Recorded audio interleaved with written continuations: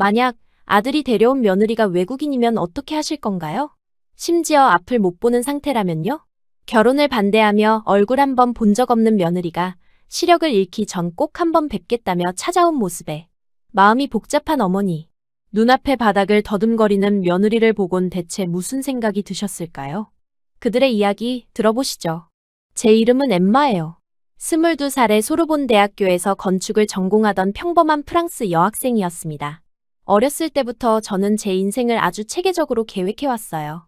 대학 졸업 후에는 유명한 건축 사무소에 들어가서 경력을 쌓고 30살 전에는 독립해서 제 스튜디오를 차리는 것이 목표였습니다. 친구들은 제게 너무 현실적이라고 놀리곤 했지만 저는 그런 제 자신이 마음에 들었어요. 매일 아침 7시에 일어나서 조깅을 하고 오전에는 수업을 들었습니다. 오후에는 도서관에서 과제를 하거나 건축 관련 서적을 읽으며 시간을 보냈어요. 특히 생트 주누비에브 도서관의 3층 구석자리는 제가 가장 좋아하는 공간이었습니다.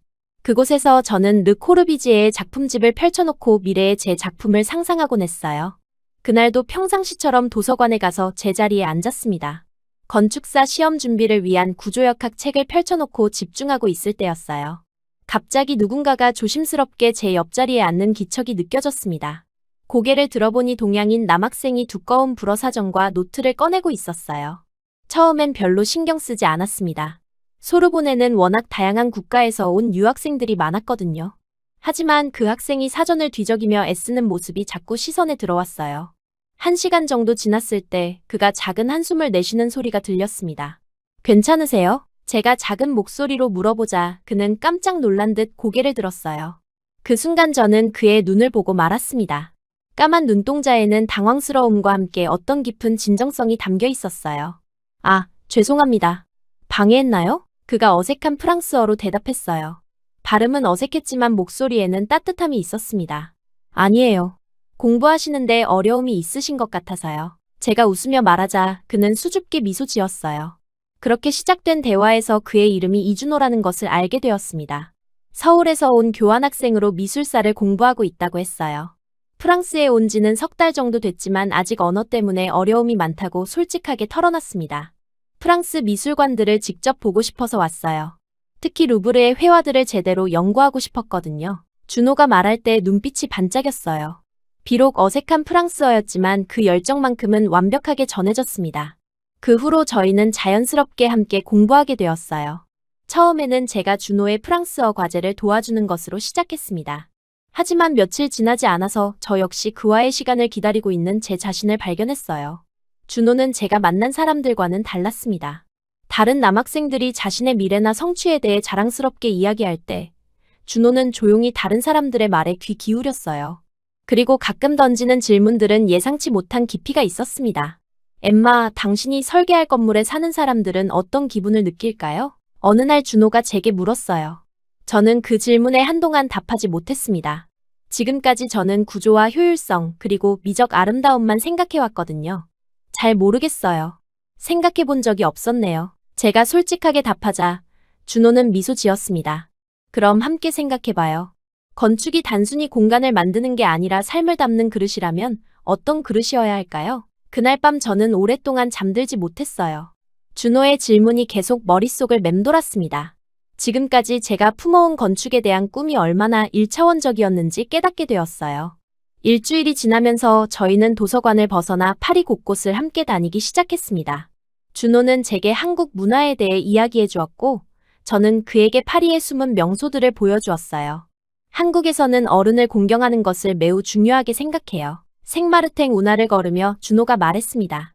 부모님 말씀에 순종하는 것이 자연스러운 일이고 가족보다 개인을 우선시하는 것은 이기적인 일로 여겨져요. 저는 그 말을 들으며 신기했어요. 프랑스에서는 개인의 독립성을 무엇보다 중시하는데 한국은 정반대의 문화를 가지고 있었거든요. 그럼 당신은 항상 부모님 뜻대로 살아왔나요? 제가 물어보자 준호의 표정이 잠깐 어두워졌습니다. 대부분은 그랬어요. 하지만 이번 프랑스 유학만큼은 제가 고집을 부렸어요. 부모님은 안전한 한국에서 대학원을 다니기를 원하셨지만 저는 어떻게든 여기 오고 싶었거든요. 그 순간 저는 준호가 얼마나 큰 용기를 냈는지 이해했습니다. 가족 중심적인 문화에서 자라난 그가 홀로 낯선 나라에 온다는 것이 얼마나 어려운 결정이었을지 상상이 갔어요. 한 달이 지나면서 저희 사이에는 특별한 감정이 싹트기 시작했습니다. 저는 준호와 함께 있을 때면 마음이 평온해졌어요. 그의 차분함과 깊이 있는 사고방식이 제게는 새로운 세계였습니다. 엠마, 당신은 정말 특별한 사람이에요. 어느 날 저녁 카페에서 준호가 말했습니다. 처음에는 프랑스 여성들이 너무 독립적이고 강하다고 생각했는데 당신을 만나보니 그 강함 속에 따뜻함이 있다는 걸 알았어요. 제 가슴이 두근거렸습니다. 준호도 제가 생각했던 동양 남성과는 달라요. 조용하지만 내면에 단단함이 있고 다른 사람을 배려할 줄 아는 마음이 있어요. 그 대화 이후로 저희는 서로의 마음을 확인했습니다. 사랑에 빠진다는 것이 이런 기분인지 처음 알았어요. 매일이 설레었고 준호가 없는 시간은 공허했습니다. 하지만 문화적 차이로 인한 작은 갈등들도 있었어요. 준호는 데이트할 때 항상 계산을 하려고 했고 제가 더치페이를 제안하면 당황해했습니다. 또 저희가 함께 있을 때 다른 남성이 제게 인사하면 은근히 불편해하는 기색을 보였어요. 프랑스에서는 남녀가 친구로 지내는 게 자연스러워요. 제가 설명하자 준호는 고개를 끄덕였지만 여전히 어색해했습니다. 이해해요. 하지만 제가 자란 환경에서는 연인이 있는 사람이 다른 이성과 가깝게 지내는 것을 좋아하지 않거든요. 준호가 솔직하게 말했어요. 이런 작은 차이들이 있었지만 저희는 서로를 이해하려고 노력했습니다. 준호는 점점 프랑스 문화에 적응해갔고 저 역시 한국적인 사고방식을 받아들이기 시작했어요. 가을이 깊어질 무렵 준호가 특별한 제안을 했습니다. 엠마, 저와 결혼해 주실래요? 그 순간 저는 깜짝 놀랐어요. 만난 지 8달밖에 되지 않았고 아직 22살이었거든요. 제 계획에는 결혼이 들어있지 않았습니다. 갑작스러운 제안이라는 거 알아요. 준호가 제 표정을 보며 말했습니다. 하지만 저는 확신해요. 엠마가 제 인생의 동반자라는 것을요. 저는 며칠 동안 고민했습니다. 부모님께 이야기하면 반대하실 게 뻔했어요. 아직 너무 어리고 준호를 직접 본 적도 없으니까요. 게다가 한국이라는 낯선 나라의 문화도 걱정이었습니다. 하지만 준호와 함께 있으면 모든 게 자연스러웠어요. 그의 따뜻한 배려와 깊은 사랑을 느낄 수 있었습니다. 무엇보다 그가 저를 있는 그대로 받아들여주는 것이 좋았어요. 네, 결혼해요. 마침내 제가 답했습니다. 준호의 얼굴에 환한 미소가 번졌어요. 하지만 저희의 기쁨은 오래가지 못했습니다. 준호가 한국의 부모님께 저희 결혼 소식을 전했을 때 예상했던 대로 강한 반대에 부딪혔어요. 어머니가 정말 화나셨어요. 준호가 전화를 끊고 나서 말했습니다. 외국인과의 결혼은 절대 안 된다고 하시네요. 특히 만난 지 얼마 되지도 않았는데 성급하다고 하시고요. 준호의 어머니는 전통적인 가치관을 가진 분이라고 들었어요. 아들이 한국 여성과 결혼해서 한국에 정착하기를 바라셨다고 했습니다. 부모님 마음을 이해할 수 있어요. 제가 말했습니다. 저도 부모님께 말씀드리면 비슷한 반응이실 거예요. 실제로 제 부모님도 반대하셨어요. 아직 너무 어리고 그 사람에 대해 아는 게 별로 없지 않니? 어머니가 걱정스럽게 말씀하셨습니다. 결국 양가 모두의 반대 속에서 저희는 힘든 시간을 보냈어요. 준호는 부모님과 연락이 점점 뜸해졌고 저 역시 집에 가기가 어려워졌습니다. 엠마, 정말 미안해요. 제가 당신을 이런 상황으로 끌어들였네요. 어느 날 준호가 죄송하다는 표정으로 말했어요. 아니에요. 이건 우리 둘의 선택이었어요. 제가 그의 손을 잡으며 대답했습니다. 우리가 사랑하는데 다른 건 중요하지 않아요. 결국 저희는 가족들의 축복 없이 결혼하기로 결정했습니다. 작은 시청 결혼식장에서 친구 몇 명만 증인으로 하여 조용한 결혼식을 올렸어요. 그날 저는 하얀 원피스를 입고 준호 앞에 섰습니다. 가족이 없는 결혼식이라 서글펐지만 준호를 보는 순간 그런 감정들이 사라졌어요. 그의 눈에는 저를 향한 사랑과 미래에 대한 희망이 가득했습니다. 엠마, 평생 당신을 사랑하고 지켜드릴게요. 준호가 반지를 끼워주며 말했습니다. 저도 준호를 사랑해요. 어떤 어려움이 와도 함께 이겨낼게요. 저 역시 마음속 깊이 다짐했습니다. 결혼 후 저희는 파리 외곽의 작은 아파트에서 신혼생활을 시작했어요. 비좁고 소박했지만 저희에게는 완벽한 보금자리였습니다. 하지만 마음 한구석에는 항상 아쉬움이 있었어요. 특히 한국에 있는 시어머니에 대한 미안함이 컸습니다. 아직 한 번도 뵌 적이 없는 분이지만 준호의 어머니라는 이유만으로도 존경스러웠어요. 그분의 마음을 상하게 해드린 것이 죄송했고 언젠가는 꼭 인사드리고 싶다는 생각이 들었습니다. 준호도 마찬가지였어요. 가끔 고향 음식이 그리울 때나 한국의 명절 때면 가족을 그리워하는 기색이 역력했습니다. 하지만 그런 마음을 저에게 내색하지 않으려고 애쓰는 모습이 더욱 안타까웠어요. 그렇게 저희의 새로운 인생이 시작되었습니다. 사랑은 여전했지만 가족이라는 빈자리는 점점 더 커져가고 있었어요. 결혼한 지 1년이 지났습니다. 파리 외곽 몽마르트르 언덕 아래 작은 아파트에서의 신혼생활은 소박했지만 제게는 꿈같은 시간이었어요. 작은 공간이었지만 저희에게는 완벽한 보금자리였습니다. 매일 아침 6시 30분에 울리는 알람과 함께 시작되는 하루. 준호가 출근하기 전에 함께 마시는 카페오레 한 잔의 여유로움이 행복의 전부였어요. 저녁에는 작은 주방에서 함께 요리하며 하루 있었던 일들을 나누는 시간이 가장 소중했습니다. 준호는 운 좋게 파리 7구에 위치한 작은 인테리어 회사 아틀리에 드 루미에르에 취직할 수 있었어요. 직원이 10명도 안 되는 소규모 회사였지만 고급 주택과 부티크 호텔을 전문으로 하는 곳이었습니다. 처음에는 언어 때문에 어려움이 많았지만 성실함과 섬세함으로 동료들의 인정을 받아가고 있었어요. 특히 그의 한국적인 꼼꼼함과 디테일에 대한 집착은 프랑스 동료들을 놀라게 했습니다. 색상 조합을 할 때도 몇 시간씩 고민하고 가구 배치 하나하나의 의미를 부여하는 그의 모습을 보며 상사는 동양의 미학이라고 칭찬하곤 했어요. 오늘 상사가 제 디자인을 칭찬해 주셨어요. 퇴근 후 집에 온 준호가 환한 미소를 지으며 말했습니다. 아직 부족하지만 점점 나아지고 있는 것 같아요. 저 역시 소르본 대학교를 졸업한 후 프리랜서 건축 디자이너로 일을 시작했어요. 주로 소규모 주택 리노베이션이나 파리 시내 부티크 상점들의 인테리어 프로젝트를 맡았습니다. 첫 번째 프로젝트는 마레지구의 작은 빵집 리모델링이었는데 20평 남짓한 공간을 효율적으로 활용하면서도 아늑한 분위기를 만드는 일이었어요. 한 달간 고민 끝에 완성한 설계안이 클라이언트의 마음에 들어서 그때의 기쁨은 지금도 생생합니다. 그 이후로 소규모 프로젝트들이 꾸준히 들어왔고 집에서 일할 수 있어서 좋았습니다. 무엇보다 제가 그토록 꿈꿔왔던 건축 일을 실제로 하고 있다는 것이 매일 아침 일어나는 원동력이었어요. 초기 몇 달 동안은 정말 행복했습니다. 아침에 일어나면 책상 앞에 앉아 CAD 프로그램을 켜고 설계도를 그렸어요.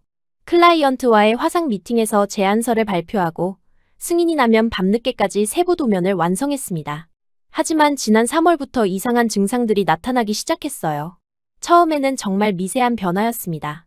오전에 컴퓨터로 CAD 작업을 할 때 8포인트 크기의 치수 숫자들이 평소보다 약간 흐릿하게 보이는 것 같았어요. 모니터 밝기를 높여도 글자 테두리가 선명하지 않았습니다. 하루 10시간 이상 화면을 보다 보니 눈이 피로해서 그런 거라고 생각했어요. 4월 들어서는 증상이 더 뚜렷해졌습니다. 아침에 신문을 읽을 때 글자들 사이의 간격이 뭉개져 보이기 시작했어요.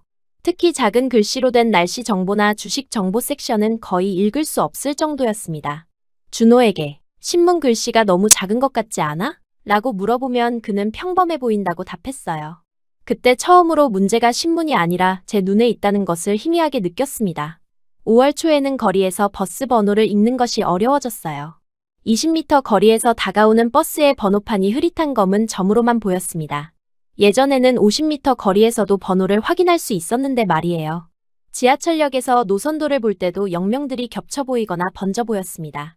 요즘 눈이 좀 피로한 것 같아. 어느 날 저녁 준호에게 말했어요.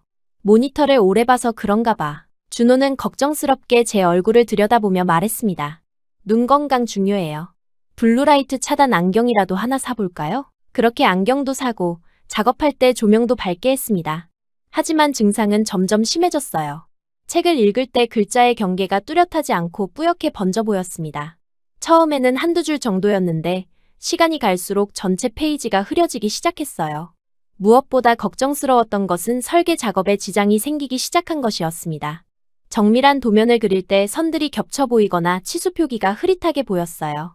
몇 번이나 실수를 해서 다시 그려야 했습니다. 이상해요. 분명히 정확하게 그렸는데 모니터 앞에서 한숨을 쉬며 혼잣말을 했어요. 한 달이 더 지나자 일상생활에도 문제가 생기기 시작했습니다. 슈퍼마켓에서 장을 볼 때 가격표가 제대로 보이지 않아 몇 번이나 점원에게 물어봐야 했어요. 지하철 노선도를 볼 때도 글자들이 뭉개져서 읽기 어려웠습니다. 가장 당황스러웠던 순간은 클라이언트와의 화상회의 중이었어요. 상대방의 얼굴이 희미하게 보이기 시작하더니 점점 더 흐려졌습니다. 마치 안개가 낀 것처럼 윤곽만 보였어요. 죄송합니다. 인터넷 연결 상태가 좋지 않은 것 같네요. 급하게 변명하며 회의를 마쳤지만 제 심장은 빠르게 뛰고 있었습니다. 그날 밤 준호에게 조심스럽게 털어놨어요. 준호, 나 요즘 시야가 좀 이상한 것 같아. 병원에 한번 가봐야 할까? 준호는 즉시 걱정스러운 표정을 지었습니다. 어떻게 이상한데요? 언제부터 그랬어요? 저는 지난 몇 달 동안의 증상들을 자세히 설명했어요. 준호는 진지하게 들은 후 단호하게 말했습니다. 내일 바로 병원 예약 잡아요. 눈 건강은 절대 가볍게 생각하면 안 돼요. 다음날 생루이 병원의 안과를 찾아갔습니다. 파리에서 가장 권위 있는 안과 병원 중 하나였어요. 리셉션에서 대기하는 동안 마음이 계속 불안했습니다. 대기실 벽에 걸린 시력표를 보며 괜히 글자들을 하나씩 읽어보려 했지만 뒷줄 글자들은 이미 흐릿했어요. 닥터 로랑 뒤부아 교수가 담당 의사였습니다. 60대 초반의 베테랑 의사로 차분하면서도 전문적인 분위기였어요. 먼저 기본적인 시력 검사부터 시작했습니다. 왼쪽 눈은 0.6, 오른쪽 눈은 0.2로 나왔어요. 1년 전 운전면허를 갱신할 때는 양쪽 다 1.0이었는데 벌써 이렇게 떨어진 것에 놀랐습니다. 언제부터 증상을 느끼셨나요? 뒤부아 교수가 차트에 뭔가를 적으며 물었어요. 3월 초부터 서서히요. 처음에는 피로 때문인 줄 알았습니다. 제가 답하는 동안 그는 고개를 끄덕이며 계속 기록했어요. 이어서 안압 측정, 세극등 검사, 안저 검사 등이 진행되었습니다.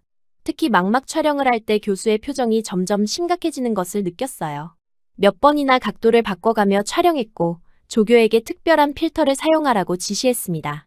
OCT 검사도 해봐야겠습니다. 교수가 간호사에게 말했어요. 광간섭단층 촬영이라는 정밀 검사였습니다. 검사 중에 망막의 단층 이미지가 모니터에 나타났는데 의료진이 작은 목소리로 수군거리는 소리가 들렸어요. 검사가 모두 끝나고 결과를 기다리는 시간은 정말 길게 느껴졌습니다. 준호가 제 손을 꼭 잡아주었지만 손바닥에 식은땀이 났어요. 검사 결과가 나오면 일주일 후에 다시 오세요. 의사가 말했을 때 목소리에 무거움이 있었습니다. 그 일주일은 정말 길게 느껴졌어요. 매일 밤 잠들기 전에 내 눈에 정말 문제가 있는 건 아닐까 하는 생각에 시달렸습니다. 준호는 저를 안심시키려고 노력했지만 그 역시 걱정하고 있다는 것을 알 수 있었어요.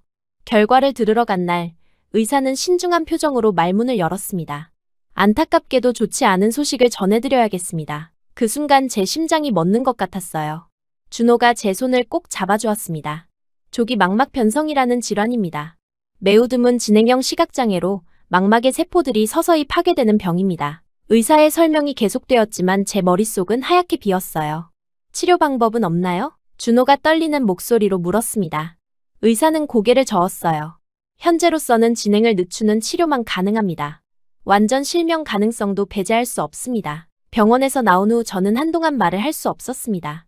파리의 거리를 걸으며 지나가는 모든 풍경들을 유심히 바라보았어요. 언젠가는 이 모든 것들을 볼 수 없게 될지도 모른다는 생각에 눈물이 났습니다. 집에 돌아와서야 비로소 현실이 실감났어요. 제가 그토록 사랑했던 건축, 아름다운 설계도를 그리는 일을 더 이상 할 수 없게 될지도 모른다는 사실이 받아들여지지 않았습니다. 엠마, 준호가 조심스럽게 다가와 저를 안아주었어요. 그제서야 저는 펑펑 울기 시작했습니다. 내 꿈이 끝나는 건가? 준호의 품에서 울면서 말했어요. 건축가가 되려던 꿈이 이렇게 끝나는 거야? 준호는 제 머리를 쓰다듬으며 조용히 말했습니다. 아니에요. 꿈이 끝나는 게 아니라 다른 방법을 찾는 거예요. 우린 함께 이겨낼 수 있어요. 그 후 몇 주 동안은 정말 힘든 시간이었습니다. 프로젝트들을 정리해야 했고 클라이언트들에게 사정을 설명하는 것도 어려웠어요.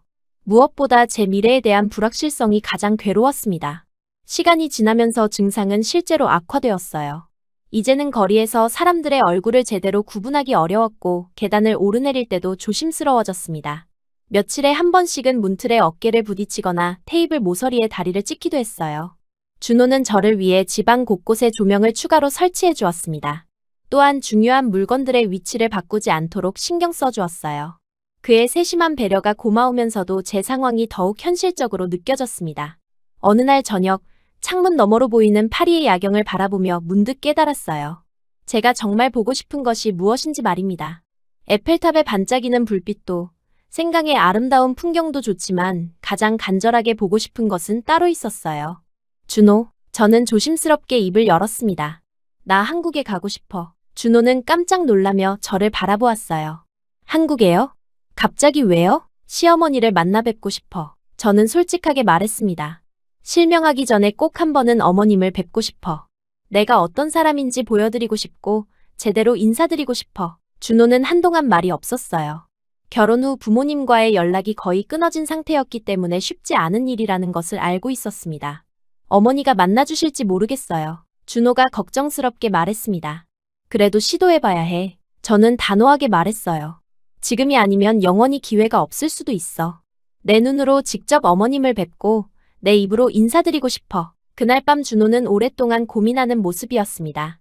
다음 날 아침 그가 결심한 듯한 표정으로 말했어요. 알겠어요. 한국에 가요. 어머니께 연락드려 볼게요. 한국행을 결심하면서 제 마음에는 두려움과 기대감이 동시에 있었습니다. 아직 한 번도 만나본 적 없는 시어머니를 과연 만날 수 있을지, 그분이 저를 받아주실지 알 수 없었어요. 하지만 한 가지는 확신했습니다. 이것이 제가 할 수 있는 마지막 기회일지도 모른다는 것을요. 의료진과 상의한 결과 여행이 불가능한 상태는 아니라고 했습니다. 다만 시력 저하가 계속 진행되고 있어서 언제든 급작스러운 변화가 올 수 있다고 경고했어요. 가능한 한 빨리 다녀오시는 것이 좋겠습니다. 담당 의사가 말했어요. 그 말은 제게 시간이 많지 않다는 의미로 받아들여졌습니다. 준비 기간 동안 저는 한국어를 조금이라도 더 배우려고 간절히 노력했어요. 매일 아침 일어나자마자 준호가 써준 한글 연습장을 펼쳤습니다. 안녕하세요. 감사합니다. 죄송합니다. 같은 기본 인사부터 시작해서 어머님, 아버님, 며느리, 같은 가족 호칭들까지 반복해서 연습했어요. 발음이 어려웠지만 준호가 인내심 있게 교정해 주었습니다. 한국에서는 첫인사가 정말 중요해요. 준호가 진지하게 말했어요. 특히 어른께 인사할 때는 90도로 허리를 숙여야 하고 시선은 바닥을 봐야 해요. 저는 거울 앞에서 몇십 번이나 인사 자세를 연습했습니다. 안녕하세요, 어머님. 저는 엠마입니다. 늦게나마 인사드리게 되어 영광입니다. 어색한 발음이었지만 마음만은 진심으로 가득했어요. 한국 전통 예절에 대해서도 공부했습니다. 두 손으로 물건을 주고받는 것, 어른보다 먼저 음식에 손 떼지 않는 것, 술자리에서는 옆으로 고개를 돌리고 마시는 것 등등. 프랑스와는 완전히 다른 문화였지만 이해하려고 노력했어요. 가장 고민이 된 것은 선물이었습니다. 시어머니께 어떤 선물을 드려야 할지 몰라서 인터넷을 뒤져가며 조사했어요. 결국 프랑스 전통 향수와 마카롱, 그리고 파리의 야경이 담긴 사진집을 준비했습니다. 한국 전통을 중시하는 분이라고 들었기 때문에 너무 서구적인 선물은 어떨까 걱정되었지만 제 진심을 보여드리는 것이 더 중요하다고 생각했어요. 출발 전날 밤, 준호와 마지막으로 파리의 거리를 걸었습니다. 흐릿해진 시야로나마 제가 사랑했던 이 도시를 마음에 새기고 싶었어요. 세느강변에서 준호가 제게 말했습니다. 엠마, 어떤 일이 일어나도 우리는 함께해요. 어머니가 우리를 받아주시든 그렇지 않든 우리의 사랑은 변하지 않아요. 저는 고개를 끄덕이며 대답했어요. 고마워요, 준호. 당신이 있어서 이 모든 걸 견딜 수 있어요. 다음 날, 저희는 인천공항으로 향하는 비행기에 몸을 맡겼습니다. 창문 너머로 점점 작아져가는 파리를 바라보며 새로운 시작에 대한 간절함과 두려움을 동시에 느꼈어요. 한국에서 과연 어떤 일이 저희를 기다리고 있을지 알 수 없었지만 저는 마지막 희망을 품고 있었습니다. 긴 비행 끝에 인천공항에 도착했을 때 제 시야는 파리에서보다 훨씬 더 흐려져 있었습니다. 비행기에서 내리는 순간부터 다른 승객들의 모습이 희미한 그림자로만 보였어요. 고도나 기압 변화 때문인지 눈 상태가 급격히 악화된 것 같았습니다. 공항 천장에 밝은 형광등들이 하얀빛 덩어리로 번져 보였고 한글과 영어로 된 안내 표지판들은 거의 형태를 알아볼 수 없었어요. 출입국 관리소로 가는 길에서도 줄을 서 있는 사람들의 윤곽만 어렴풋이 보일 뿐이었습니다.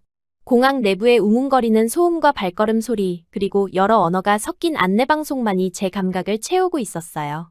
엠마, 괜찮아요? 준호가 제 팔을 조심스럽게 잡으며 물었어요. 입국 수속을 받는 동안 저는 여권을 내밀 때도 카운터 위치를 정확히 찾지 못해 준호의 도움이 필요했습니다. 공항에서 나와 택시를 탈 때까지도 모든 것이 흐릿했어요. 서울의 높은 빌딩들이 뿌연 안개 속 거대한 그림자처럼 보였고 도로 위를 달리는 자동차들은 움직이는 색깔 덩어리에 불과했습니다. 한글로 된 네온 사인들과 간판들은 더더욱 읽을 수 없었고 그저 빨갛고 파란 불빛들이 흘러가는 추상화 같았어요. 택시 기사님이 한국어로 말을 거셨지만 저는 고개만 끄덕일 뿐이었습니다. 창밖으로 보이는 한강다리의 불빛들도 길게 늘어진 줄무늬로만 보였어요. 30분 정도 달린 후 명동의 복잡한 거리에 도착했는데 밤 10시가 넘은 시간임에도 불구하고 많은 사람들이 거리를 다니고 있다는 것을 인기척으로만 느낄 수 있었습니다. 준호가 예약해준 호텔은 명동 근처의 작은 비즈니스 호텔이었습니다. 체크인할 때 프런트 직원이 영어로 말을 걸어주었지만 저는 그의 얼굴을 제대로 볼 수 없어서 당황스러웠어요. 준호가 모든 절차를 대신 처리해 주었습니다. 호텔방에 도착해서 짐을 풀면서 준호는 계속 망설이고 있었어요. 어머니께 연락을 드려야 하는 상황이었지만 1년 넘게 거의 연락을 하지 않았던 터라 쉽지 않은 일이었습니다. 어머니가 우리를 만나주실지 모르겠어요. 준호가 걱정스러운 목소리로 말했습니다. 특히 엠마가 외국인이라는 걸 알고 계시니까. 저는 창가에 앉아 서울의 야경을 바라보려 했지만 불빛들만 흐릿하게 번져 보일 뿐이었어요. 준호, 그래도 시도해봐야 해요. 제가 여기까지 온 이유를 설명드리면 이해해 주실 거예요. 다음 날 아침, 준호는 마침내 용기를 내어 어머니께 전화를 드렸습니다. 시계가 오전 9시를 가리킬 때였어요. 준호는 전화를 걸기 전에 몇 번이나 번호를 누르다가 끊기를 반복했습니다. 마침내 연결음이 울리기 시작했고 3번째 신호음 후에 어머니가 전화를 받으셨어요. 여보세요? 하는 목소리가 들린 순간 준호의 표정이 굳어졌습니다. 어머니, 저예요. 준호예요. 준호의 목소리는 떨리고 있었어요. 그 순간 전화기 너머로 큰 목소리가 터져나왔습니다. 준호야, 지금까지 어디 있었니? 1년 넘게 연락도 안 하고. 시어머니의 목소리에는 걱정과 원망이 섞여 있었어요. 한국말이라 정확히 알아들을 수는 없었지만 감정의 강도만큼은 생생하게 전해졌습니다. 죄송해요, 엄마. 준호가 작은 목소리로 사과했습니다. 상황이 복잡해서. 복잡하다고? 내 엄마한테 전화 한 번 하는 게 그렇게 복잡한 일이냐? 시어머니의 목소리가 더욱 커졌어요. 엄마, 잠깐만요. 설명할 게 있어요. 준호가 한국말로 말하는 모습을 보니 마음이 아팠어요. 그의 목소리에는 죄송함과 간절함이 동시에 담겨 있었습니다. 30분 넘게 이어진 통화 후에 준호는 지친 표정으로 전화를 끊었어요. 어머니가 만나주시기로 하셨어요. 하지만 한 번만이라고 하시네요. 시어머니를 만나러 가는 날, 저는 준호가 동대문 한복 대여점에서 신중하게 골라준 한복을 입었습니다. 연한 분홍색 저고리에 진한 자주색 치마로 이루어진 전통 한복이었어요. 저고리의 소매 끝과 깃에는 섬세한 자수가 놓여 있었고 치마는 부드러운 비단 재질로 되어 있어서 걸을 때마다 우아하게 흔들렸습니다. 한복을 입어본 것은 태어나서 처음이라 모든 것이 어색했어요.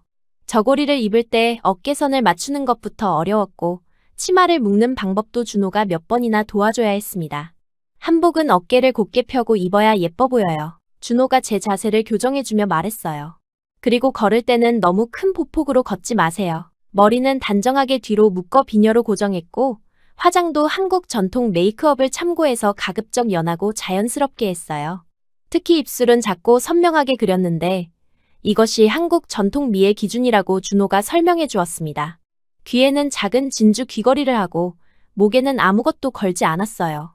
한복이 정말 잘 어울려요. 준호가 제 모습을 보며 말했습니다. 어머니도 분명 좋아하실 거예요. 하지만 저는 거울 속 제 모습조차 정확히 볼 수 없었어요.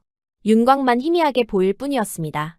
준호가 립스틱 색깔까지 도와주며 마지막 준비를 마쳤어요. 시어머니가 사시는 곳은 서울 외곽의 조용한 동네였습니다. 지하철과 버스를 갈아타며 1시간 넘게 걸려 도착한 곳은 전통 한옥이 몇 채 남아있는 골목길이었어요. 한국의 전통 가옥을 직접 보는 것은 처음이었는데 안타깝게도 제 눈에는 어렴풋한 윤곽만 들어왔습니다. 여기에요. 준호가 한 집 앞에서 멈춰서며 말했어요. 기와 지붕이 있는 단층집이라고 설명해 주었지만 저에게는 검은색과 회색이 섞인 흐릿한 덩어리로만 보였습니다. 문을 두드리기 전에 준호가 제게 다시 한번 인사법을 확인시켜 주었어요. 90도로 깊게 숙이고 안녕하세요, 어머님이라고 말씀하세요. 그리고 제가 상황을 설명할 때까지는 고개를 들지 마세요. 드디어 대문이 열렸습니다. 나무로 된 전통 문이 삐걱거리며 열리는 소리가 들렸고 시어머니가 나오시는 발걸음 소리가 들려왔어요. 저는 그분의 모습을 정확히 볼 수 없었지만 키가 160cm 정도로 작으시고 회색빛 한복을 입으신 것 같다는 느낌을 받았습니다. 그분에게서는 은은한 향 냄새가 났는데 아마도 전통 향수나 향을 피우시는 것 같았어요. 발소리로 미루어 보아 실내화 같은 것을 신고 계신 것 같았고 움직임이 느리고 신중했습니다. 저는 배운 대로 두 손을 앞으로 모으고 깊게 허리를 숙여 절했습니다. 거의 90도에 가까울 정도로 깊이 숙인 자세에서 준호가 가르쳐준 인사말을 천천히 또박또박 발음했어요. 안녕하세요, 어머님. 저는 엠마입니다. 너무 늦었지만 찾아뵙고 싶었습니다. 몇 개월 동안 연습한 한국어였지만 여전히 어색하고 발음이 부정확했어요. 특히 어머님이라는 단어의 받침 발음이 어려워서 몇 번이나 연습했던 기억이 났습니다. 절을 하는 동안 제 마음은 두근두근 뛰었고 손바닥에는 식은땀이 났어요. 하지만 시어머니의 반응은 차가웠습니다. 왜 왔니? 우리 아들 데려가 놓고 이제 와서 뭘 더 바래? 목소리에는 분노와 원망이 가득했어요. 준호가 급하게 중간에서 설명하기 시작했습니다. 엄마, 엠마는 몸이 아파요. 눈에 병이 있어서. 하지만 시어머니는 들으려 하지 않으시는 것 같았습니다. 병이 있다고? 그럼 더더욱 우리 준호를 힘들게 하겠네. 처음부터 반대했잖니. 시어머니의 목소리가 더욱 날카로워졌어요. 그 순간 이상한 일이 일어났습니다. 갑자기 눈앞이 번쩍하더니 모든 빛이 사라졌어요. 지금까지는 흐릿하게나마 윤곽이 보였는데 이제는 정말 아무것도 보이지 않았습니다. 완전한 어둠이었어요. 준호, 나 아무것도 안 보여. 제가 당황해서 말하자 다리에 힘이 빠지면서 그 자리에 주저앉았습니다. 갑작스러운 완전 실명의 공포감이 밀려왔어요. 준호가 급하게 달려와 저를 붙잡았습니다. 엠마, 괜찮아요? 뭐가 보이지 않는다는 거예요? 그의 목소리에는 놀라움과 두려움이 섞여 있었어요. 정말 아무것도.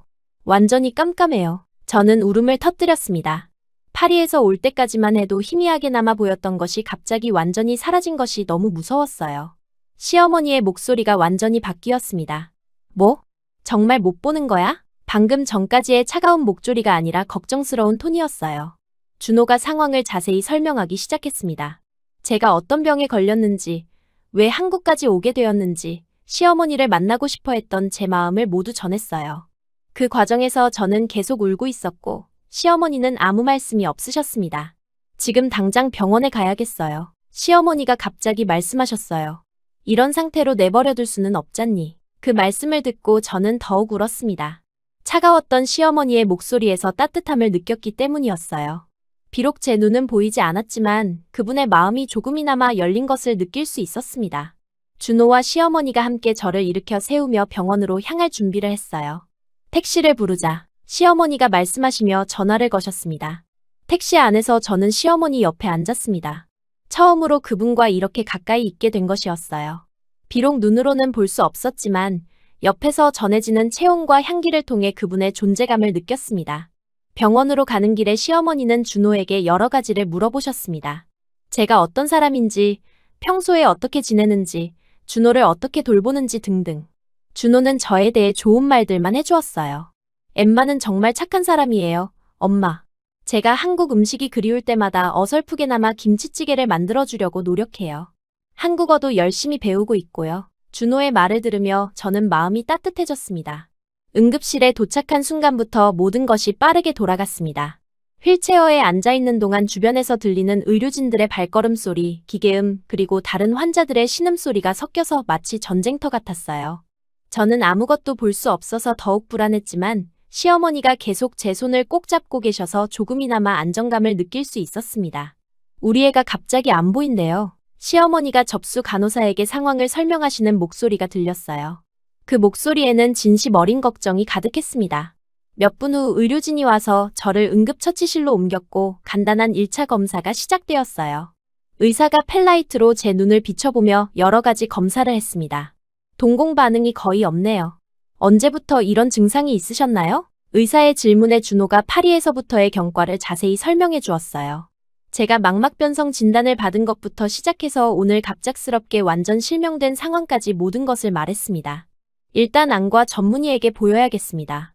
세브란스 병원으로 이송하겠습니다. 응급실 의사가 결정을 내린 후 곧바로 구급차 이송 절차가 진행되었어요.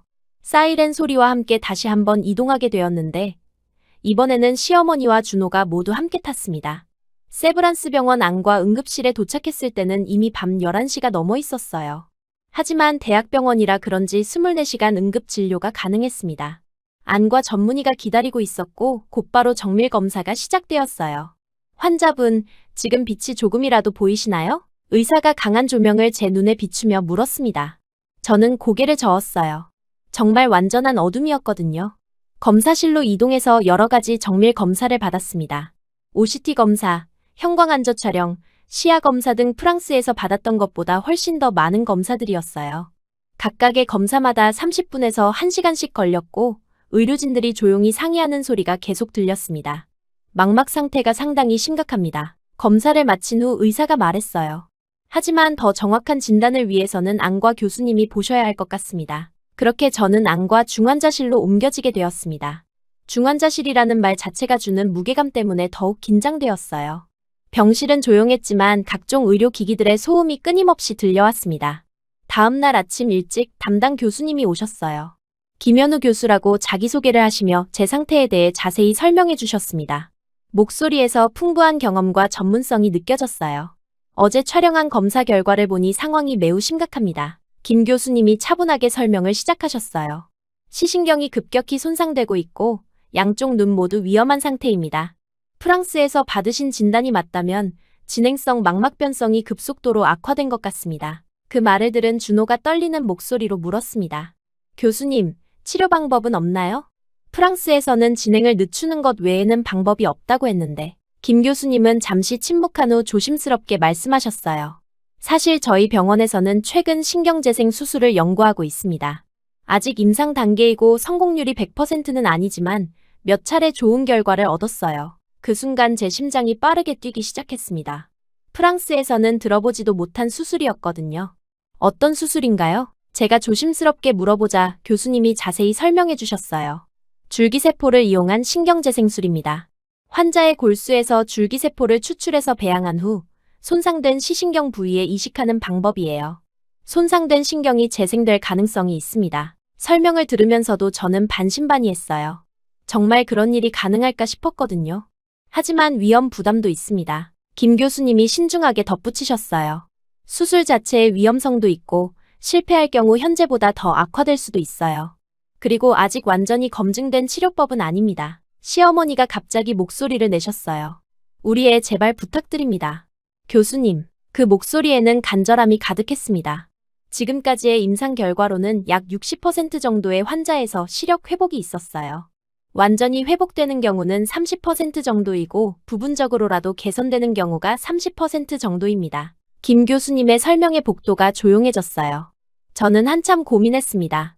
60%라는 확률이 높다고 할 수는 없었지만 지금 상태로는 희망이 전혀 없었거든요. 무엇보다 한국까지 와서 포기할 수는 없다는 생각이 들었어요. 수술을 받고 싶습니다. 제가 결정을 내리자 준호가 깜짝 놀랐어요. 엠마, 신중하게 생각해봐요. 위험할 수도 있다고 하셨잖아요. 준호가 걱정스러운 목소리로 말했습니다. 하지만 저는 마음을 정했어요. 지금도 아무것도 보이지 않는데 더 나빠질 게 뭐가 있어요? 오히려 좋아질 가능성이 있다면 시도해볼 만한 일이에요. 그때 시어머니가 갑자기 제 손을 꼭 잡으시며 말씀하셨어요. 교수님, 제발 좀 살려주세요. 이 어린 것이 벌써 앞을 못 보면 어떡합니까? 그 목소리는 떨리고 있었고 진심 어린 간청이었습니다. 그 순간 저는 깊은 감동을 받았어요. 어제까지만 해도 저를 받아들이기 어려워하셨던 시어머니가 이제는 진심으로 저를 걱정해 주시는 것을 느꼈거든요. 며느리라고 말씀하신 것도 처음이었어요. 김 교수님도 시어머니의 간절함에 마음이 움직인 것 같았습니다. 알겠습니다. 최선을 다해보겠습니다. 내일 아침에 수술을 진행하겠어요. 수술 전날 밤은 정말 길게 느껴졌습니다. 잠을 이룰 수 없어서 병실 침대에 누워있으면서 여러 가지 생각이 들었어요. 만약 수술이 실패하면 어떻게 될까? 성공한다면 어떤 기분일까? 그런 상상들을 계속했습니다. 시어머니와 준호는 병실 옆 소파에서 밤을 지새우셨어요. 가끔 시어머니가 제게 다가와서 이불을 덮어주시거나 물을 떠다 주시는 정성이 느껴졌습니다. 준호는 제 손을 잡고 계속 격려의 말을 해주었어요. 엠마, 모든 게 잘 될 거예요. 우리 함께 이겨내요. 준호의 목소리에는 확신이 담겨 있었지만 동시에 불안함도 느껴졌습니다. 새벽 4시쯤 되어서야 잠깐 잠이 들었는데 6시에 간호사가 와서 수술 준비를 위해 깨웠어요. 수술복으로 갈아입고 수술 전 처치를 받는 과정에서 긴장감이 더욱 커졌습니다. 수술실로 이동하기 전에 시어머니가 제게 마지막으로 말씀해 주셨어요. 엠마야, 무서워하지 마라. 우리가 계속 기도하고 있을 테니까. 그 따뜻한 말씀에 제 마음이 조금이나마 평온해졌어요. 수술실 앞 복도에서 준호와 시어머니는 제 손을 꼭 잡고 함께 조용히 기도했습니다. 오전 8시에 수술이 시작되었어요. 전신 마취를 받기 전 마지막으로 김 교수님의 목소리를 들었습니다. 걱정하지 마세요. 최선을 다하겠습니다. 그 말을 들으며 의식을 잃었어요. 마취에서 깨어난 것은 5시간 후였습니다. 수술이 생각보다 오래 걸렸다는 것을 나중에 알았어요. 눈 전체가 붕대로 감겨 있어서 여전히 아무것도 보이지 않았지만 이상하게 마음은 편안했습니다. 엠마, 깨어났어요? 준호의 목소리가 들렸어요. 곁에서 계속 지키고 있었던 것 같았습니다. 네, 깨어났어요. 수술 잘 끝났나요? 제가 물어보자 준호가 기쁜 목소리로 대답했어요. 네, 김 교수님이 수술이 성공적이었다고 하셨어요. 한쪽 눈은 회복 가능성이 높다고 하시네요. 그 말을 들은 순간 저는 눈물이 났어요. 물론 아직 결과를 확신할 수는 없었지만 희망이 생긴다는 것 자체가 감사했습니다. 시어머니도 곁에 계셨어요. 고생했구나, 엠마야. 이제 천천히 회복하면 돼. 그분의 목소리에서 진심 어린 사랑을 느꼈습니다. 어제까지만 해도 어색했던 사이였는데 이제는 정말 가족이 된 기분이었어요. 김 교수님이 회진을 돌며 수술 결과에 대해 설명해 주셨어요. 수술은 계획대로 잘 진행되었습니다. 줄기세포 이식도 성공적으로 완료되었고 염증 반응도 예상보다 적어서 좋은 신호입니다. 전문 의학 용어들이 많아서 완전히 이해하기는 어려웠지만 긍정적인 내용이라는 것은 알 수 있었어요. 언제쯤 붕대를 풀 수 있나요? 제가 가장 궁금했던 질문을 했습니다. 일주일 정도 기다려야 합니다. 그때 1차 결과를 확인할 수 있어요. 다만 완전한 회복까지는 몇 개월이 걸릴 수 있다는 점을 미리 말씀드리고 싶어요. 김 교수님의 설명에 고개를 끄덕였습니다. 그날 저녁 시어머니가 집에서 직접 끓여온 미역국을 가져다 주셨어요.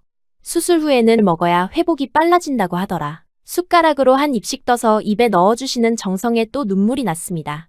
어머님, 정말 감사해요. 이렇게까지 해주시다니. 제가 말하자 시어머니가 제 손을 토닥여 주셨어요. 당연한 거야. 우리 아들이 이렇게 사랑하는데 이제 가족이잖니. 가족끼리 뭘 그렇게 따져. 그 말씀에 제 마음이 따뜻해졌어요. 프랑스에서도 포기했던 희망이 한국에서 피어나고 있었고 무엇보다 진짜 가족을 얻었다는 기쁨이 컸습니다. 밤늦게까지 시어머니와 준호는 병실에 남아서 저를 돌봐주셨어요. 물이 필요하면 가져다 주시고 이불이 흘러내리면 다시 덮어주시고 화장실에 갈 때도 부축해 주셨습니다. 그런 세심한 배려 하나하나가 제게는 큰 위안이 되었어요. 어머님, 괜찮아요. 아직 한쪽으로라도 세상을 볼 수 있다면 저는 행복해요. 제가 붕대에 쌓인 얼굴로 속삭이자 시어머니의 목소리가 떨렸습니다. 엠마야, 우리 준호가 아빠 없이 자라서 책임감이 많이 모자라다 같이 세상을 잘 헤쳐나가려무나. 그 말씀을 들으며 저는 확신했어요. 이 수술은 단순히 제 시력을 회복시키는 것이 아니라 우리 가족을 완전하게 만드는 기적이었다는 것을요. 그날 밤 저는 붕대 속 어둠에서 처음으로 평온한 잠을 잤습니다. 꿈속에서는 밝은 빛이 보였고 시어머니와 준호가 웃으며 저를 맞아주는 모습이 보였어요. 그것이 예지몽이 되기를 간절히 바랐습니다. 수술 후 회복실에서 보낸 시간은 제 인생에서 가장 소중한 기간이었습니다. 붕대로 감긴 눈 때문에 여전히 아무것도 보이지 않았지만 마음으로는 이전보다 훨씬 더 많은 것을 느낄 수 있었어요. 무엇보다 시어머니와의 관계가 조금씩 변화하는 것을 매일매일 실감할 수 있었습니다.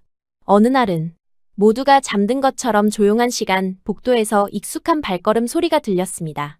시어머니가 오시는 소리였는데 이렇게 이른 시간에 병원에 오실 줄은 몰랐어요. 문이 조용히 열리고 그분이 들어오시는 기척이 느껴졌습니다. 엠마야, 깨어있니? 시어머니가 속삭이듯 말씀하셨어요. 제가 고개를 끄덕이자 침대 옆에 앉으시며 가방에서 뭔가를 꺼내셨습니다. 집에서 죽을 끓여왔어.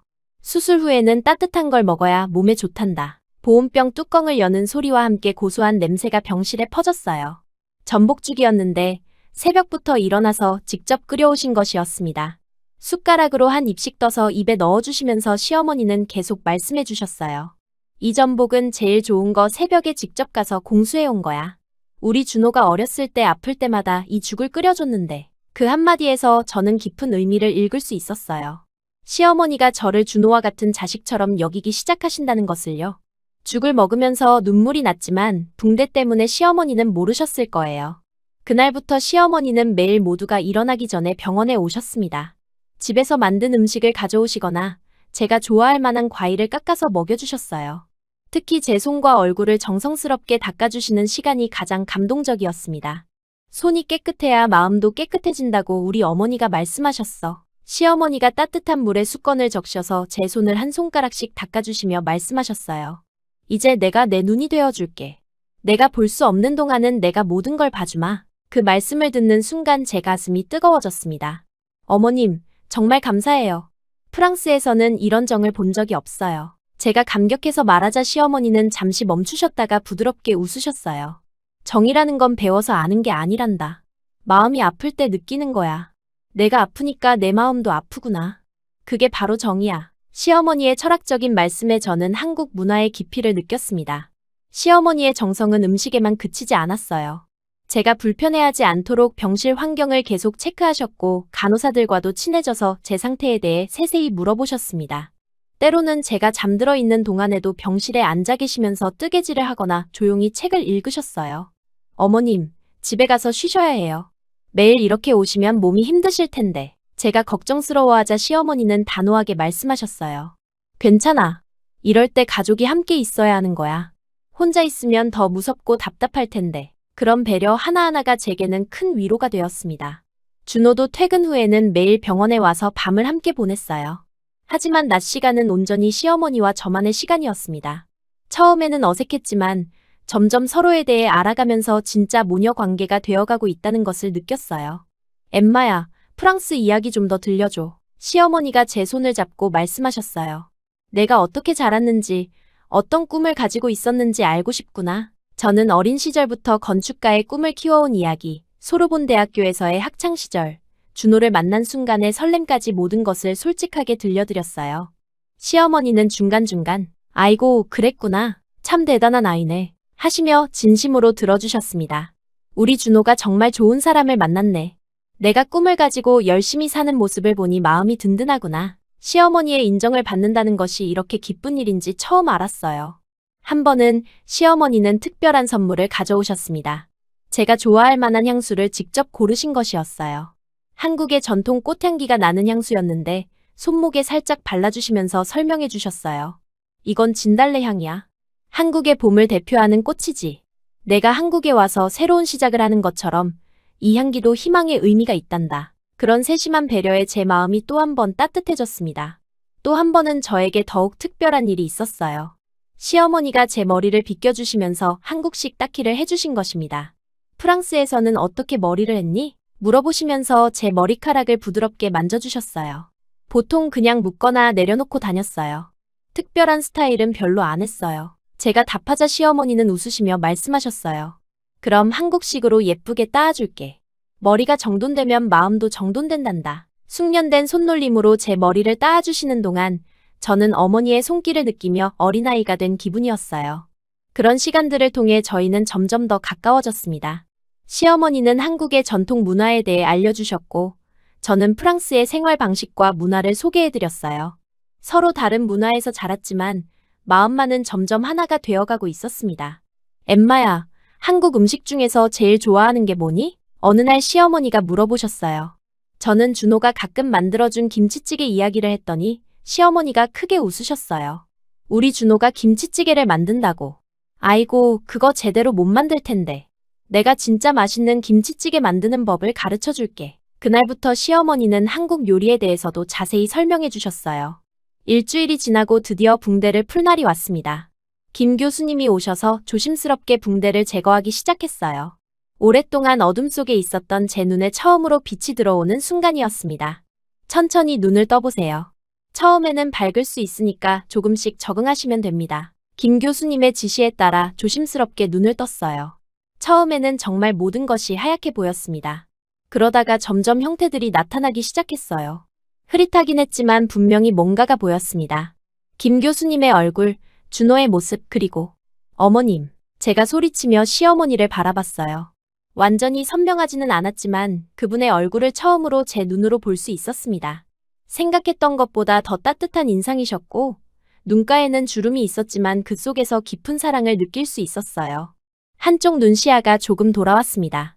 완전 회복은 어렵지만 일상생활에는 지장이 없을 정도로 시력을 유지할 수 있을 것 같습니다. 김 교수님의 설명의 병실은 환호성으로 가득 찼어요.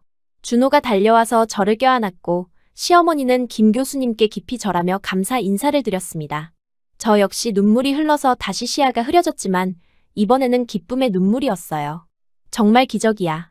정말 기적이구나. 시어머니가 제 손을 잡고 계속 중얼거리셨어요. 그 목소리에는 감격과 안도감이 가득했습니다. 그날 저녁 시어머니는 병실 창가에 앉아서 조용히 말씀해 주셨어요. 엠마야, 내가 그동안 얼마나 어리석었는지 알겠구나. 너를 우리 집 며느리라고만 생각했는데 사실은 우리 딸이었네. 그 말씀을 들은 순간 저는 또 눈물이 났어요. 며느리에서 딸이 되었다는 것의 의미를 충분히 이해할 수 있었거든요. 한국에서는 딸과 며느리의 관계가 완전히 다르다는 것을 그동안 느꼈었어요. 어머님도 이제 제 진짜 어머니예요. 제가 대답하자 시어머니가 제 머리를 쓰다듬어 주셨어요. 그 순간 저희는 진정한 모녀가 되었습니다.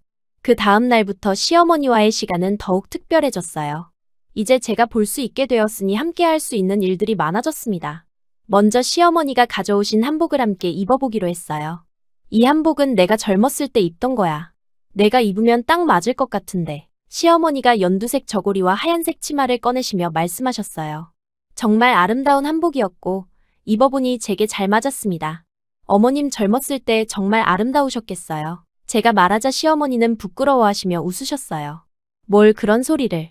하지만 내가 입으니까 더 예쁘네. 거울 앞에서 함께 한복을 입고 서 있는 모습을 보니 정말 모녀 같았어요.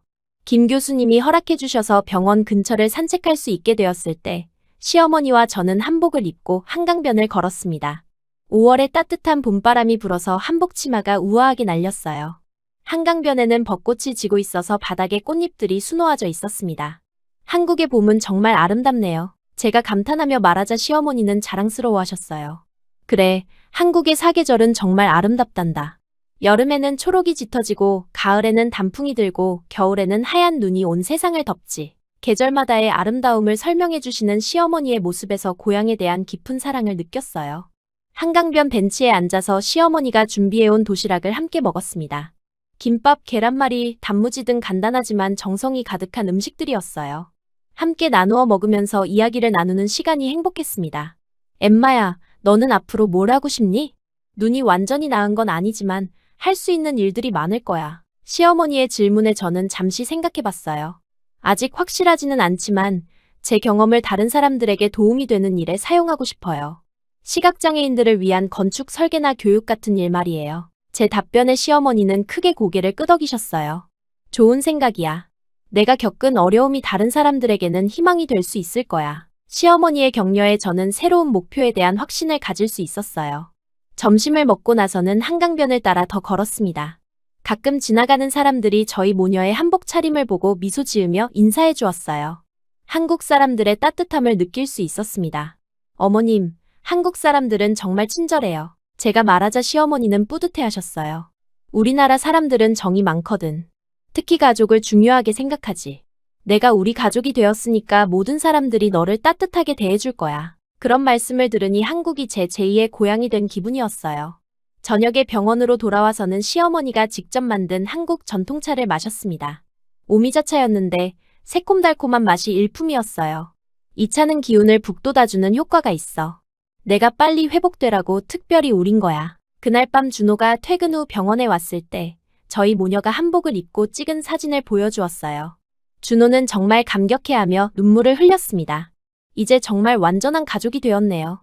엠마가 어머니와 이렇게 가까워지시는 걸 보니 정말 기뻐요. 준호의 말에 시어머니도 저도 행복해했어요. 우리 준호 덕분에 좋은 딸을 얻었어. 정말 고마워. 시어머니가 준호의 손을 잡고 말씀하시니 저희 가족의 유대감이 더욱 깊어진 것을 느꼈습니다. 그날 이후 저희 세 식구는 매일매일 더 가까워졌어요. 함께 한국 음식을 나누며 웃고 서로의 이야기를 들어주고 미래에 대한 계획도 세웠습니다.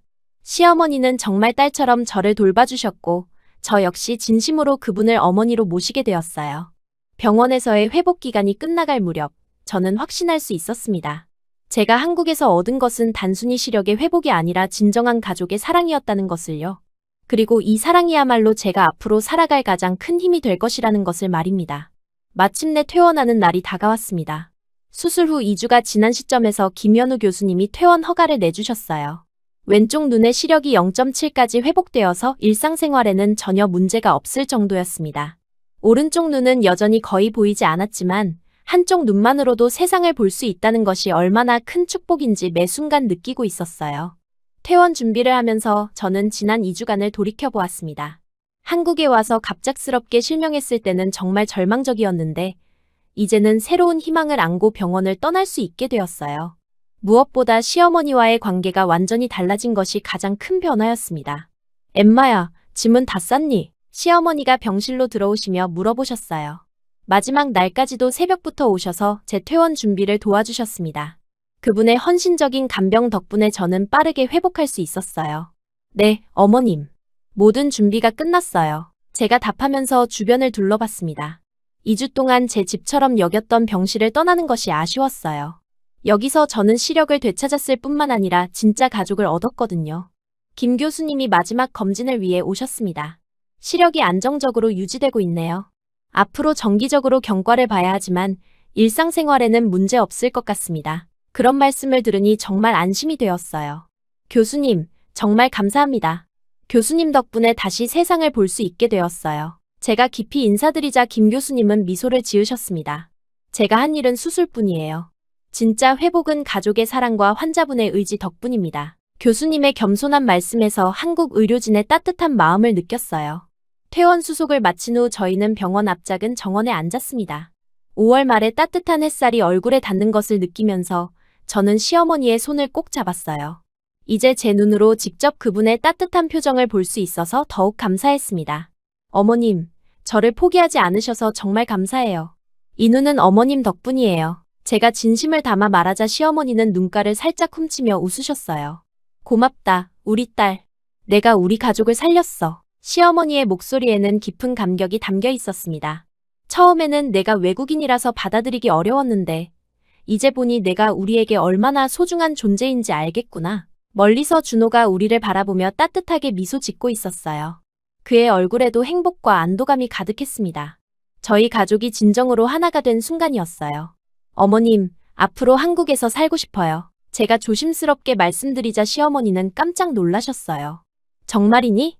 프랑스가 고향인데 괜찮겠어? 걱정스러운 표정으로 물어보셨지만 그 눈빛에는 기쁨이 숨어 있었어요. 네, 확신해요. 제게 새로운 삶을 주신 이 나라에서 의미 있는 일을 하고 싶어요. 저는 이미 마음을 정하고 있었습니다. 한국에서 받은 사랑과 은혜를 다른 사람들에게도 나누고 싶었어요. 병원을 떠나기 전에 간병을 도와주셨던 간호사들과 의료진분들께 인사를 드렸습니다. 모든 분들이 진심으로 제 회복을 기뻐해 주셨어요. 특히 담당 간호사 박정민 선생님은 제가 처음 입원했을 때부터 마지막까지 세심하게 돌봐주셨습니다. 엠마 씨가 처음 왔을 때는 정말 걱정했는데 이렇게 밝게 퇴원하는 모습을 보니 너무 기뻐요. 박 간호사님의 말씀에 저는 다시 한번 감사 인사를 드렸어요. 집으로 가는 길에 시어머니는 저를 한국 전통 찻집에 데리고 가셨습니다. 퇴원 기념으로 특별한 차 한잔 하자꾸나. 전통 한옥을 개조한 찻집이었는데 한국의 아름다운 정취를 느낄 수 있었어요. 이곳은 내가 젊었을 때 자주 오던 곳이야. 마음이 복잡하거나 기쁜 일이 있을 때마다 여기 와서 차를 마시며 생각을 정리했지. 시어머니가 추억을 들려주시며 인삼차를 주문해 주셨어요. 따뜻한 인삼차를 마시며 저희는 앞으로의 계획에 대해 이야기했습니다. 저는 한국어를 더 열심히 배워서 한국 사회에 적응하고 싶다고 말씀드렸어요. 시어머니는 직접 한국어를 가르쳐 주시겠다고 하셨습니다. 언어뿐만 아니라 한국의 예절과 문화도 천천히 배워나가자. 급할 것 없어. 시어머니의 배려심 깊은 말씀에 저는 마음이 든든했어요. 그날 저녁 준호와 함께 시어머니 댁에서 저녁을 먹었습니다. 시어머니가 직접 준비하신 한정식이었는데 정말 맛있었어요. 특히 된장찌개와 불고기는 제가 지금까지 먹어본 한국 음식 중 최고였습니다. 이제 우리 집 음식 맛에 익숙해져야지. 프랑스 음식이 그리우면 언제든 말해. 함께 만들어보자. 시어머니의 포용력에 저는 또 한 번 감동받았어요. 식사 후에는 가족 사진을 찍었습니다. 준호가 디지털 카메라로 여러 장을 촬영했는데 모든 사진에서 저희 가족의 행복한 표정이 잘 나타났어요. 특히 시어머니와 제가 함께 웃고 있는 사진은 정말 소중한 기념이 될 것 같았습니다. 며칠 후 프랑스에 있는 부모님께 영상통화로 연락을 드렸습니다. 컴퓨터 화면에 부모님의 얼굴이 나타났을 때 저는 정말 반가웠어요. 동시에 한국에서의 모든 경험을 들려드리고 싶었습니다. 엠마, 정말 괜찮은 거야? 어머니가 걱정스러운 표정으로 물어보셨어요. 제가 밝은 모습으로 대답하자 안도의 표정을 지으셨습니다. 저는 김현우 교수님과 시어머니, 준호를 영상통화에 함께 참여하게 해서 부모님께 소개해드렸어요. 언어는 달랐지만 서로 고개를 숙여 인사하며 감사의 마음을 전했습니다. 멀시, 대한민국. 당신들이 우리 딸의 빛을 지켜줬어요. 프랑스 어머니가 흐느끼며 말씀하시자 화면 너머로도 모든 사람들의 마음이 하나가 되는 것을 느꼈어요. 김 교수님은 영어로 제 수술 과정과 회복 상태를 자세히 설명해 주셨습니다. 프랑스 부모님도 한국의 의료 기술에 대해 깊은 감사를 표하셨어요. 시어머니는 비록 언어는 통하지 않았지만 손짓과 표정으로 부모님께 제가 잘 지내고 있다는 것을 알려주셨습니다. 우리가 엠마를 잘 돌봐드릴 테니 걱정하지 마세요. 준호가 영어로 번역해드리자 프랑스 부모님이 안심하는 표정을 지으셨어요. 그날 밤 저는 조용히 생각해봤습니다. 제가 한국에서 얻은 것이 정말 단순한 시력의 회복이었을까요? 아니었어요. 저는 여기서 사랑의 재생을 경험했습니다. 시어머니의 무조건적인 사랑, 준호의 변함없는 지지, 의료진의 전문적이면서도 따뜻한 치료, 그리고 한국 사람들의 정이 모두 합쳐져서 저를 새로운 사람으로 만들어 주었어요. 다음 날부터 저는 본격적인 한국 생활 적응을 시작했습니다. 먼저 한국어 학원에 등록해서 체계적으로 언어를 배우기 시작했어요. 일주일에 3번씩 수업을 들으면서 한국어 실력을 향상시켰습니다. 동시에 저는 새로운 꿈을 키우기 시작했어요. 제 경험을 바탕으로 시각장애인들을 위한 건축 설계와 교육 프로그램을 만들고 싶었습니다. 한국에서 받은 도움을 다른 사람들에게도 나누고 싶었거든요. 준호와 함께 여러 기관을 방문해서 정보를 수집했습니다. 한국시각장애인복지관, 서울시립도서관, 그리고 건축 관련 NGO들을 찾아다니며 협력 방안을 논의했어요. 모든 곳에서 저희 아이디어에 큰 관심을 보여주셨습니다. 프랑스와 한국의 문화를 연결하면서 동시에 시각장애인들을 도울 수 있는 프로그램이라니 정말 좋은 아이디어네요. 한복지관 관장님이 격려해 주셨어요. 한 달 후 저는 프랑스 한국 문화교류 및 시각장애인 지원센터라는 작은 단체를 설립했습니다. 준호가 사무를 도와주고 시어머니는 한국 문화 교육 프로그램을 담당해 주셨어요. 처음에는 작은 사무실 하나로 시작했지만 의미 있는 첫걸음이었습니다. 첫 번째 프로그램은 시각장애 청소년들을 위한 건축 체험 교실이었어요. 촉각과 후각, 청각을 활용해서 건축물을 이해하고 설계할 수 있는 방법을 가르쳤습니다. 제 자신의 경험을 바탕으로 개발한 커리큘럼이었어요. 선생님도 시각장애를 겪으셨다니까 더 이해가 잘 돼요. 참여한 학생 중 하나가 말해줬을 때 저는 정말 보람을 느꼈습니다. 제 아픔이 다른 사람의 희망이 될 수 있다는 것이 신기했어요. 두 번째 프로그램은 프랑스 한국 문화교류 프로그램이었습니다. 한국의 시각장애인들에게는 프랑스 문화를 소개하고 프랑스의 시각장애인들에게는 한국 문화를 알려주는 온라인 교류 프로그램이었어요. 언어의 벽을 넘어서 문화로 소통하는 방법을 찾아갔습니다. 시어머니는 한국 전통 문화 강사로 활동해 주셨어요. 한복 만들기, 전통차 우리기, 한국 요리 만들기 등을 가르쳐 주셨습니다. 특히 시각장애인도 할 수 있는 방법으로 프로그램을 개발해 주셔서 참여자들의 반응이 매우 좋았어요. 엠마가 우리 가족에게 새로운 삶의 목표를 줬구나. 시어머니가 뿌듯하게 말씀하셨을 때 저는 정말 감사했습니다. 제가 받은 사랑을 다른 방식으로 돌려드릴 수 있어서 기뻤어요. 6개월 후 저희 센터는 더 큰 공간으로 이전할 수 있었습니다. 많은 후원자들과 자원봉사자들이 함께 해주셨고 정부기관에서도 지원을 해주셨어요. 무엇보다 김현우 교수님이 의료자문위원으로 참여해주셔서 더욱 전문적인 프로그램을 운영할 수 있었습니다. 엠마 씨가 시작한 일이 이렇게 커지다니 정말 자랑스럽네요. 김 교수님의 격려에 저는 더욱 열심히 일할 의욕이 생겼어요.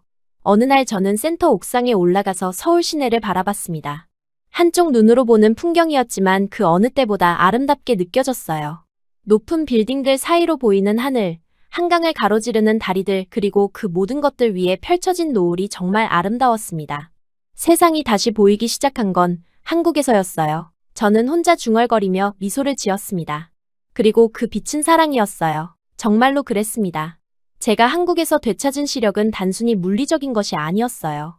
사랑으로 보는 법, 희망으로 미래를 그리는 법, 그리고 받은 은혜를 나누는 법을 배웠습니다.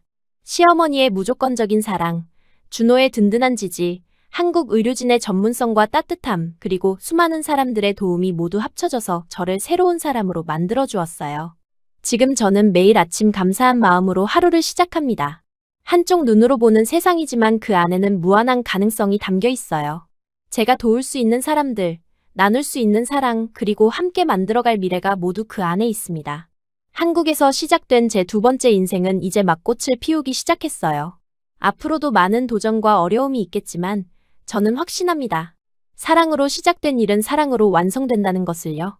그리고 그 사랑의 씨앗은 바로 이곳 한국에서 뿌려졌다는 것을 절대 잊지 않을 거예요.